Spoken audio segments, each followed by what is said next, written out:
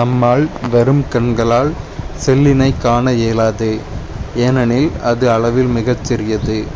அதனை கூட்டு நுண்ணோக்கியால் நம்மால் காண இயலும். தற்காலத்தில் எலக்ட்ரான் நுண்ணோக்கியானது செல்களை நன்கு உருப்பெருக்கம் செய்து காண பயன்படுகிறது. ஸோ ஒரு உயிரினத்தோட செல்லை இந்த எலக்ட்ரான் நுண்ணோக்கின் மூலமாக தான் இதில் வச்சு நம்ம கண் வழியாக கண்ணை இந்த பைப் வழியாக பார்ப்போம். எலக்ட்ரான் நுண்ணோக்கியோட அமைப்பு இப்படி தான் இருக்கும். இதுதான் இதில் சொல்லியிருக்காங்க. செல்லின் அளவிற்கும் உயிரினத்தின் அளவிற்கும் யாதொரு தொடர்பும் இல்லை.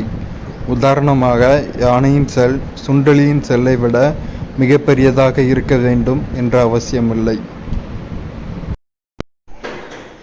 தோராயமாக மனித உடலில் உள்ள செல்களின் எண்ணிக்கை 3.7 × 1013